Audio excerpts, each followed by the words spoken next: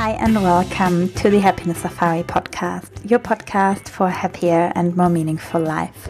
Today I speak to a very special woman. Her name is Jean and she is a dedicated, enthusiastic and inspired breath work facilitator. For nearly half a century, she tried to manage her depression with medication, meditation, a dedicated yoga practice, cognitive behavioral therapy, mindfulness, creative expression and self-help. Then she stumbled upon conscious connected breath work and it clicked. It made everything else work better. It has led her on an accelerated journey through her psyche and her body, revealing wounds and motivations, developed a new refreshed understanding of herself. The same but completely different. She now shares her ever-growing knowledge and experience of the fantastic tool, technology, function, gift, what breathwork is. With Jean, I speak about her happiness journey and how our own healing journey sometimes becomes our way of helping others. We also talk about breath work and the importance of the breath. You will learn how your midlife crisis can turn into a midlife quest, how breath can transform your life. When you know enough to bring your wisdom to the world, how you can release old pains with breath work and the importance of savoring. She also shares with us why life gets sweeter and better with age. Be inspired, breathe in life, make your breath a priority, and dare to meet yourself. Enjoy the interview. Hi, welcome guys to the Happiness Safari podcast. Today I'm so happy to talk to Jean all the way from Kenya. And I met lovely Jean in a Bikram yoga studio in Nairobi. And Jean is a breathwork facilitator. And she also came to help me during my last retreat in Diani in Kenya. And it was absolutely wonderful because she was guiding us through a lovely breathwork session. And it included also some dancing and a lot of release, and we all had a wonderful experience and were very relaxed after. Had some really deep insights as well after we shared. It was a lovely experience. That's why I wanted to talk to her today about happiness and her journey, and also how she's helping other people to feel better and feel happier. So welcome, Jean, on the podcast. Hello, Nadine. It's so lovely to see you again. It was such a wonderful, retreat in Diani. It's such a nice opportunity to be able to do this kind of work, as you know, and working with you was wonderful. And the location and everything just sort of really supports and helps people to, to open up and feel and experience themselves again. And you just see people blossoming every day. So I kind of, I love the opportunity to do it. And I was so grateful for you saying, yeah, come along, join in. It was really good fun. So thank you very much. Wonderful to be on, here and chatting about happiness and how we get it, what it is. Jean, if you would want to maybe share a little bit of your own story and where your journey started of becoming a breathwork facilitator, also how you got to that, and your own journey of happiness.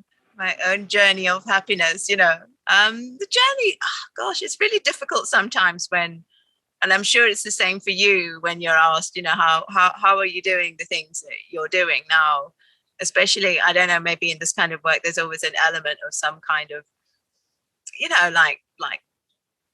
magic or something, there's usually like a deep need and something that you're searching for yourself, and you find a way of doing that, if it's yoga or breath work, and then almost in your zest to feel your own healing, you find yourself facilitating it or teaching. I mean, for me that was the way. I hadn't really planned or thought I'm going to be a breathwork facilitator out here in Kenya doing this kind of thing. I hadn't really thought it. From when I was a kid, I think I was always interested in the body and in movement and in meditation. And I was always just looking at that kind of thing. And the more I look back on like now what I'm doing and the more I learn about breath, I think, I can think of times in my life when actually something might have happened and I didn't realize it at the time, but it was about breath, it was about breathing and the body. So it looks like I've always been aiming here, but it's certainly not felt like that. It's certainly just been a lot more nuanced and bumbling in a way. Yeah. But, I'm really happy to be here. Like eternally, no matter how long, really, sometimes the longer you do these things, the more I look into breath work, I just feel so constantly like a beginner as well. It's always, I'm always stepping into a new sort of threshold. And I really like that. I really recognize that that's what I like about it. And that's why I engaged with it, in that it's constantly growing and allowing me to really look at things that I love and I'm really interested in, like the body, and thing of like actually ways of breathing might have incredible miraculous effects on the body. And I find that fascinating. When did you actually come across, do you remember, because you mentioned you've been kind of connecting with your body and your breath and meditation since you've been a child, which is also incredible. But was there a point in your life when you came across like breath work, or what you're doing now, or you had your first kind of session yourself?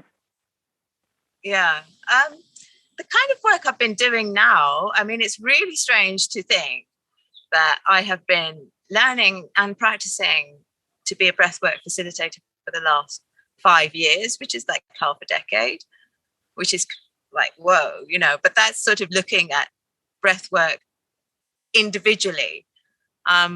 What I mean about the breath is like I can kind of see it from, I used to be a swimmer, in school, like as a teenager, kind of competitive swimmer.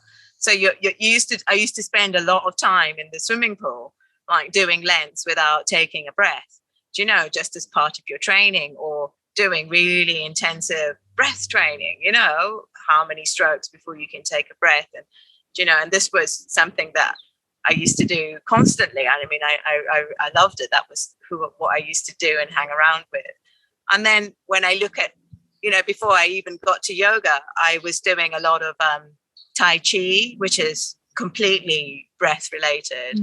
I do a lot of experience with the people I was learning with and stuff. We used to do a lot of like Tai Chi in the forest and in the woods, where we'd close our eyes or we'd close your ears or one of your senses, and you'd be trying to really tune in or follow a leader using just breath and sense, and then when I got to yoga, my first teachers were Iyengar teachers, which were pretty strict, and like it was pretty much, like yoga is about breath and connection, deeply involved in it. But I still didn't make the connection then. I was just like, yeah, I'm doing yoga, and and I carried on since the 90s doing yoga and stuff. But then about 5 years ago, I just kind of I just reached I'd say it was a kind of, like maybe it's like a kind of, I called it a midlife quest rather than a midlife crisis. It was just like nothing fit anymore. The job, the place, they're like, oh, nothing fit anymore. It just, everything felt really terrible no matter what I did. Even, whatever techniques you'd had to get yourself back into normal were just not kind of working. And I'd signed up to a yoga channel, and I watched an interview with a wonderful lady, Judith Kravis, who's the creator of transformational breath. She has this 5-minute practice, this 100 breaths to joy, in fact, she calls it. And she talked through this practice, this 5-minute, joy breath that she encourages people to do every day to keep their breath open. And I thought I really liked her. I liked how she spoke about things. It really affected me, and I found the practice really interesting. And then the next day I woke up, and I just had it was very strange, but I had a lot of more sensation in one of my toes.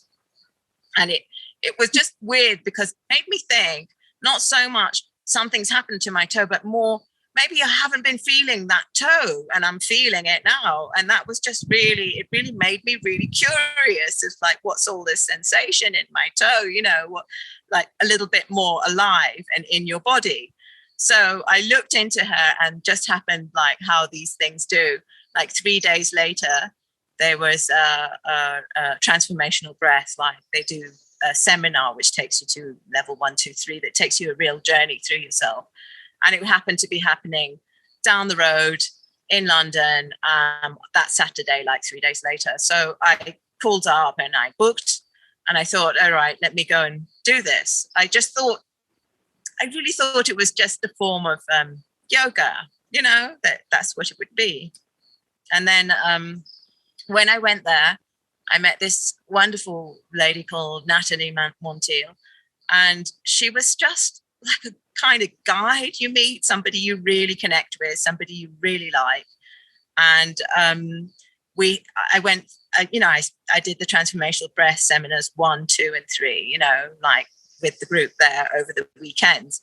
And I just thought it was just the bizarrest, but the most,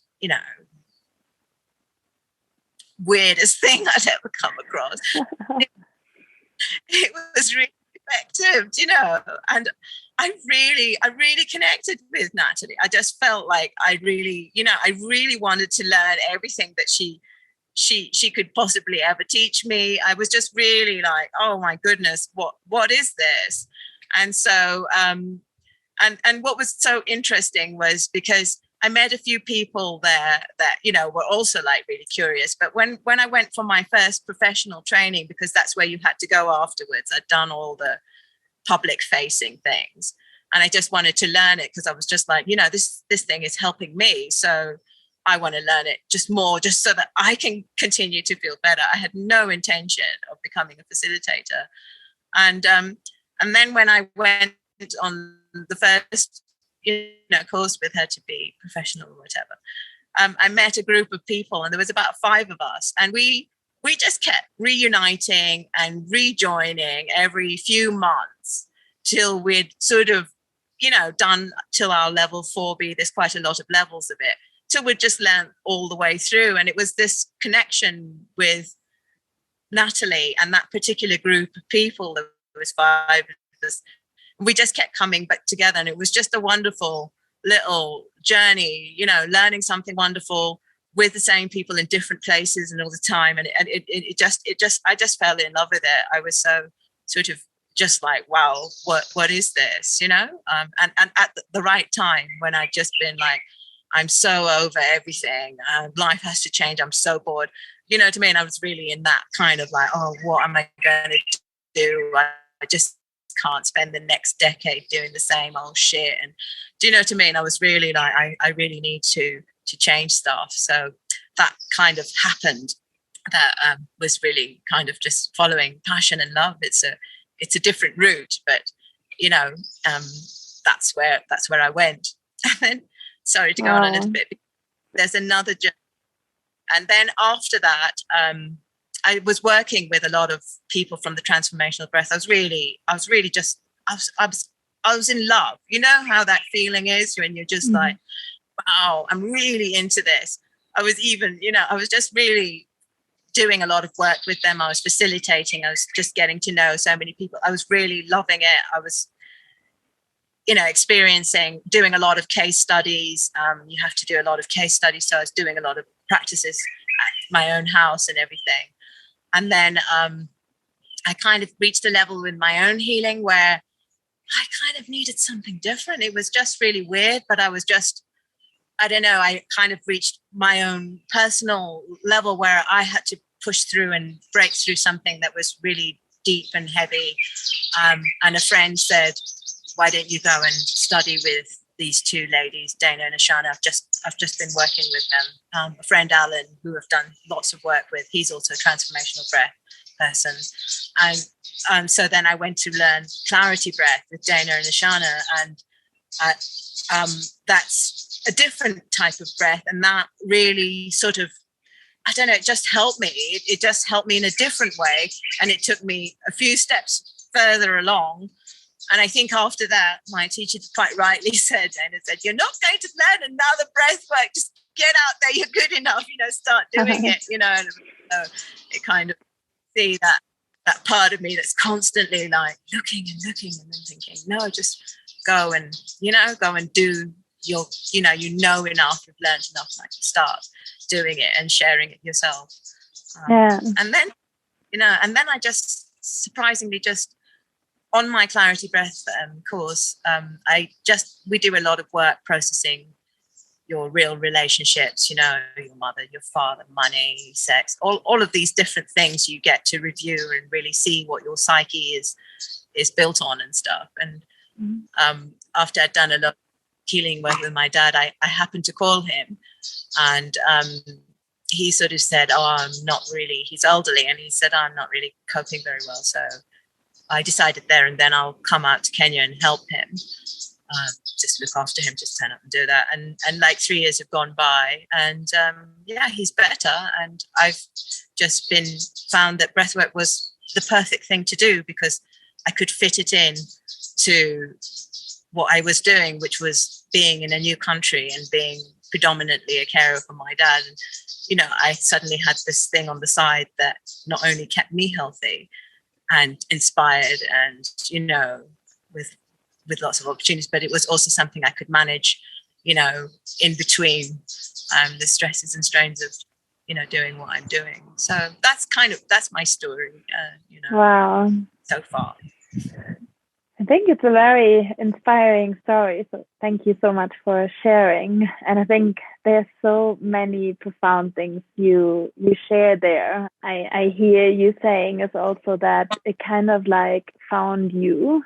So you've been in a place where you just said to yourself, you don't want to live that life anymore, like in London, which is interesting. It was the same place for me when my journey started. And you just decided, you wanted to change. And then, you just started with like a simple kind of weekend course, but it changed everything. And I feel that you've then followed this journey, and you've done like more and more first for yourself, was also kind of meant to be, because you're clearly meant to be to do this work to help other people. And then also, as you said, like it also changed your life path basically, and you came all the way to Kenya, and now you're taking care of your father. And I think it's the most beautiful thing that you kind of get back together, and you can, like help him now and be there for him. And I think that's very like inspirational that you also kind of followed this kind of calling, I guess you had, like you felt some healing yourself, and then you were like, okay, I have to continue this. And it also shows what you said, that, you said the breath work is like a journey, and there were different kind of like teachings and learnings you had.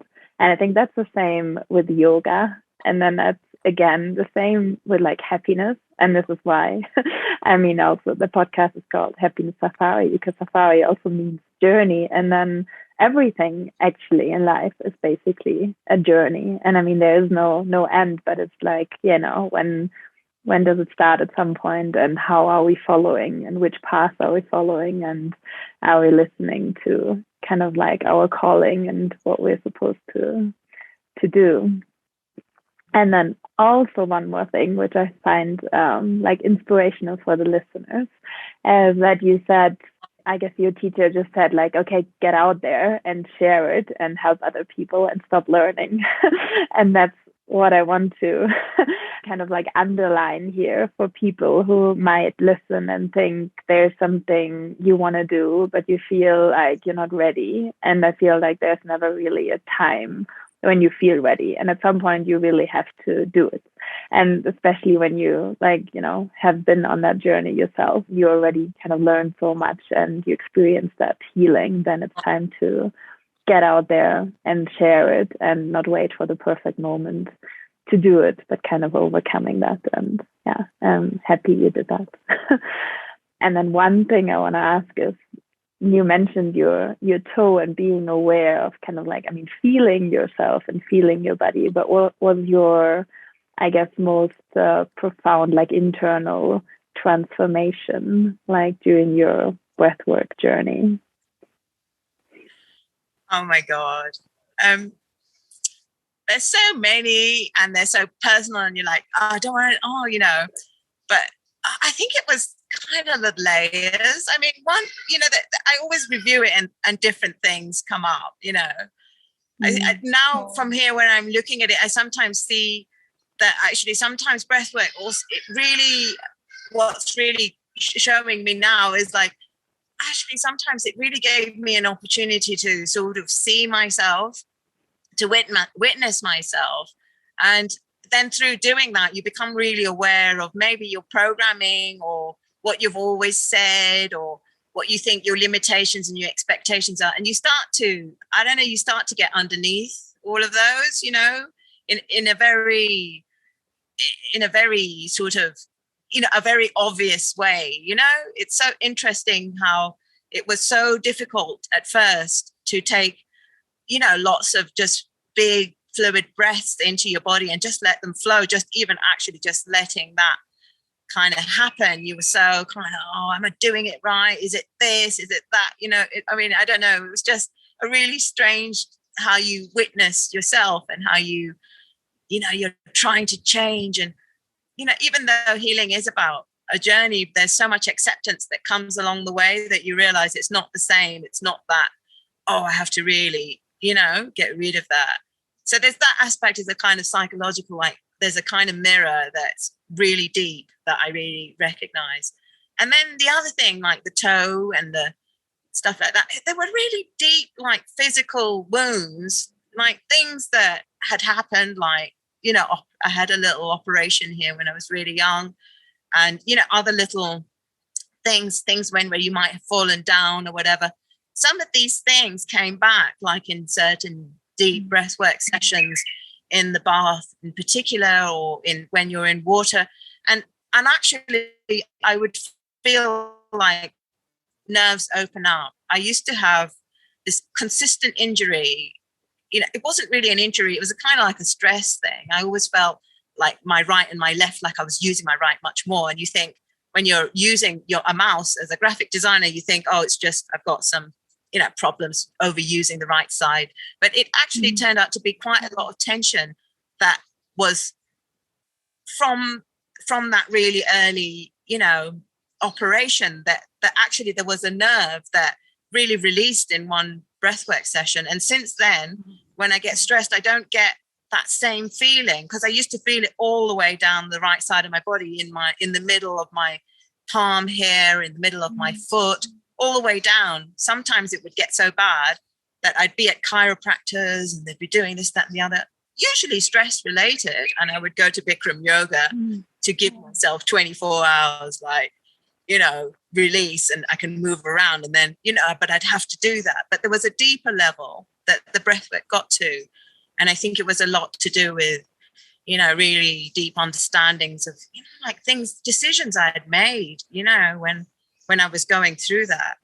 And, it's nice to sometimes recognize I don't need to have a 2-year-old running my life anymore, and how deep that actually kind of goes, So it's wonderful to just be able to come sometimes, like witness that stuff, which you don't see it in other things.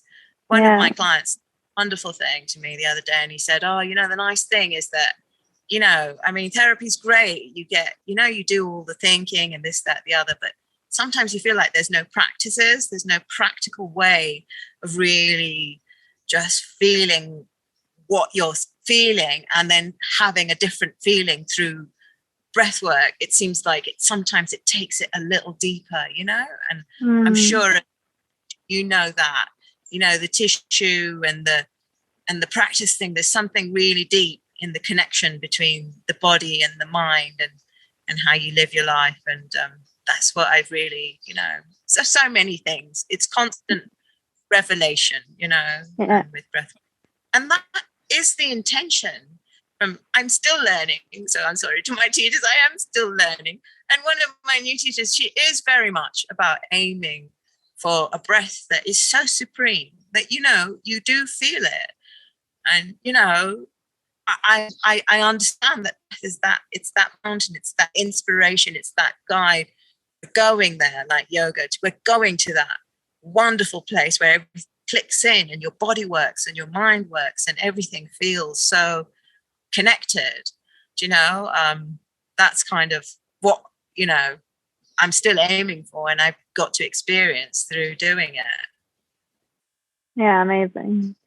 I mean, I think the beautiful thing about the breath, especially, is also, I mean, that's what I'm saying when I'm teaching yoga as well. It's the first thing we have when we are born. Like, we start our life with this, like deep breath, and it's the last thing we will do before we die. And everything in between is really about the breath, because we cannot survive without water. I mean, we can survive a couple of days without water, and we can survive even weeks without food and many things, but we can't survive without the breath, like not even a couple of minutes. And it's so important, to have that and to reconnect with that. And I feel the breath can be so healing. And there are so many different practices. Thank you so much for sharing. What does happiness mean to you?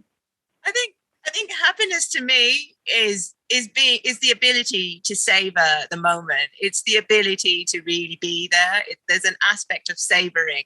There used to be an advert, happiness is a cigar called Hamlet, and it's kind of like that. It should always be available. You should know how to get what makes you happy and have ways of getting that instant hit of happiness. Like my dog is one of my instant hits. It's a way of savoring, much to savor, light, the beauty, the dawn, the sunset, the night, quietness of the night, whatever it is, it's that ability to think, what's, just really get connected. And then it's always there. There's always something to be beautiful, to be grateful for, or, so to me, that's happiness. I'll stop there. Yeah, that's beautiful.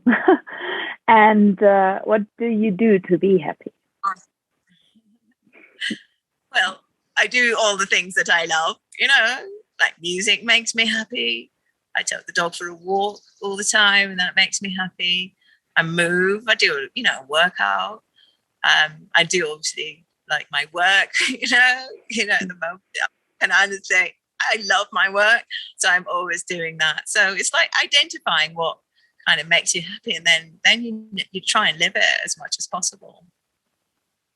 Right. What was the happiest moment in your life? Now, this one I struggled with, because I didn't want to do that comparison thing, of like, oh, it was this and it was that, I'm hoping my happiest moment is tomorrow, is, this evening. I'm ever trying to expand my capacity to be happy. And I think actually as you grow older, the nice thing is you do get a little happier, you know what I mean, actually. So I'm thinking my best moment is going to come, maybe it'll be my last one. That would be wonderful, just laugh. But I'm not saying I'm miserable now. I'm just saying I'd like to increase my capacity for happiness. There's loads of things that make me happy, my relationships, my family, being able to do what I'm doing now, and even, yeah. So, that's it really. I don't look back. It was that, because, I think life gets sweeter as you go on, your head gets better, and it gets better. I think actually, that's a super beautiful answer. And there's one more. Do you have a book which kind of changed your life, or something which really inspired you would like to share? You're talking to somebody who reads about 10 books, at the same time, and goes completely wild over it. At the moment, I'm really enjoying, and one of my breathwork teachers, I'm really enjoying. He's written one called The Big Leap. Obviously, it's about breath and psychology, and it's really, really good, because actually it's really getting you to confront and look at, where actually, if everything's going really good in your life, where you go in and the saboteur comes to mind and goes and messes it all up, which I'm quite good at, doing. So it's like pushing through your of happiness. It's called The Big Leap by Gay Hendricks, and he's a great breathwork teacher. And in fact, actually commenting on your previous thing that you start your breath when you're first born, he really inspired me with some of his breath work, which actually really takes you back to even when you were just a few cells. And you can watch that one on YouTube, and it actually takes it right back. So it's like breath is this continuous journey. He's a great inspiration. So I'm enjoying him at the moment. Yeah. Wow. Okay. I would put that in the show notes for everybody to look up to, and also everything you do. So I will share your Instagram and your website, because I know, you do incredible work, and not just in Kenya, but also online. And I want people to find you and connect. So you let me know whatever you want to share, and I will put that in the show notes so everybody can find you. And thank you again so much for taking the time, talking to me, sharing your journey and your wisdom and what you do. And please keep doing what you're doing. And I really wish you that, your happiest moments will come, more and more every day. Thank you. Thank you. Okay. It's been a great pleasure, Nadine. It's always a pleasure working with you. Thank you so much for, thinking of me. And, thank you. I hope you loved this interview as much as I did. I find breathwork so fascinating, and I hope you get some inspiration for yourself. You can look up the links, how to connect with Jean, or find the book she mentioned in the show notes. I will put everything there for you. Also, I will add the link for my upcoming yoga retreat. I'm so happy Jean will be a part of it this year in 2 weeks in Diani. So she will lead a breathwork workshop for us, which will be just amazing and transformational. So I hope you can join us if you're here in Kenya. Please sign up for the very last rooms available, and I hope I see you there. I wish you a wonderful day wherever in the world you are, whatever you're doing right now. I hope you are safe, and I hope you will take this time to take a deep breath in, maybe pause, and take a deep breath out. Just become aware where you are and meet yourself. Have a wonderful day. Namaste.